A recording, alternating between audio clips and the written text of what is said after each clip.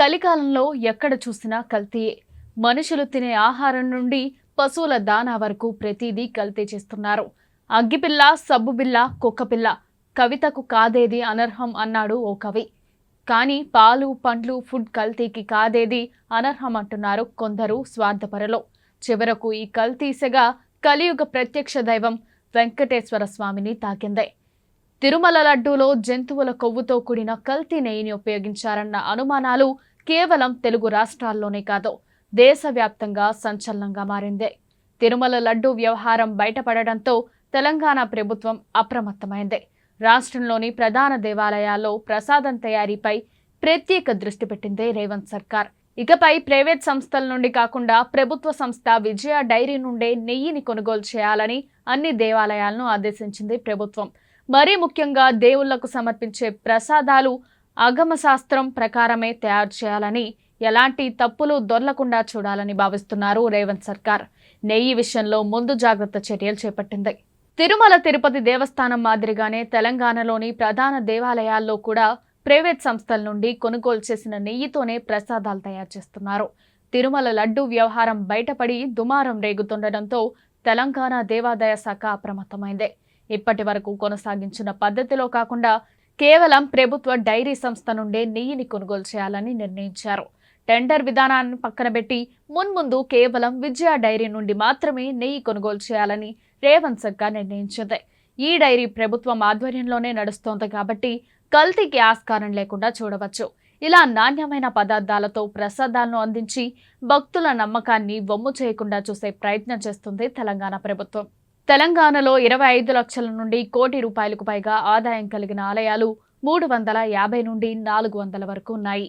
ఆ ఆలయాల్ని దేవాదాయ శాఖ పరిధిలో ఉన్నాయి. వీటిని నిత్యం వేలాది మంది భక్తులు సందర్శిస్తుంటారు. ఆయా దేవాదాయాల్లో లభించే లడ్డు, పులిహోరతో పాటు ఇతర ప్రసాదాలను చాలా పవిత్రంగా భావిస్తుంటారు. కానీ ఇంతకాలం ఈ ప్రసాదాలను ప్రైవేట్ సంస్థలు సరఫరా చేసే నెయ్యినే ఉపయోగిస్తున్నారు. టెండర్ల ద్వారా నెయ్యి సరఫరా చేసే బాధ్యతను ప్రైవేట్ డైరీ సంస్థలకు అప్పగిస్తున్నారు. ఎవరు తక్కువ ధరకు నెయ్యిని సరఫరా చేయడానికి ఒప్పుకుంటే వారి నుండి కొనుగోలు చేస్తున్నాయి. అయితే ఇలా తక్కువ ధరకు నెయ్యిని సరఫరా చేసే క్రమంలో కల్తీ జరిగే అవకాశాలున్నాయి. తిరుమలలో ఇలాగే జరిగింది. ఈ నేపథ్యంలోనే టెండర్లను పక్కన పెట్టి ఇకపై విజయ డైరీ నుండే నెయ్యిని కొనుగోలు చేయాలని ప్రభుత్వం ఆదేశించింది. ప్రభుత్వ రంగ సంస్థ విజయ డైరీ ప్రైవేట్ డైరీల పోటీని తట్టుకోలేకపోతుంది. దీంతో ఈ డైరీ పదార్థాలకు మార్కెట్లో డిమాండ్ బాగా తగ్గింది. మరీ ముఖ్యంగా విజయ డైరీ నెయ్యిని కొనేవాళ్లు లేకపోవడంతో భారీగా నిల్వలు పెరిగిపోయాయి. దీంతో రాష్ట్రంలోని దేవాలయాల్లో వినియోగించేందుకు ఈ నెయ్యిని కొనుగోలు చేయాలని ఇటీవలే విజయ డైరీ అధికారులు దేవాదాయ శాఖను కోరారు. కానీ అధికారుల నుండి ఎలాంటి స్పందన లేదు. తాజాగా తిరుమల వివాదం తర్వాత దేవాదాయ శాఖనే స్వయంగా విజయ డైరీ నెయ్యిని కొనుగోలు చేసేందుకు ముందుకు వచ్చింది. దీంతో విజయ డైరీకి భారీ ఊరట లభించింది. రాష్ట్రంలోని ప్రముఖ దేవాలయాలైన వేములవాడ, వరంగల్, భద్రకాళి, ధర్మపురితో పాటు అనేక దేవాలయాలు విజయ డైరీ నెయ్యిని కొనుగోలుకు సిద్ధమయ్యాయి. ఆంధ్రప్రదేశ్లో తిరుమలలాగే తెలంగాణలో యాదగిరిగుట్ట ప్రముఖ దేవాలయం. యాదాద్రి ఆలయానికి వెళ్లే భక్తులు స్వామివారిని దర్శించుకుని లడ్డు, పులిహోర ప్రసాదాన్ని తీసుకుంటారు. ఇలా యాదాద్రిలో ప్రతిరోజు 20 నుండి 30 వేల వరకు లడ్డూలను భక్తులు కొనుగోలు చేస్తారు.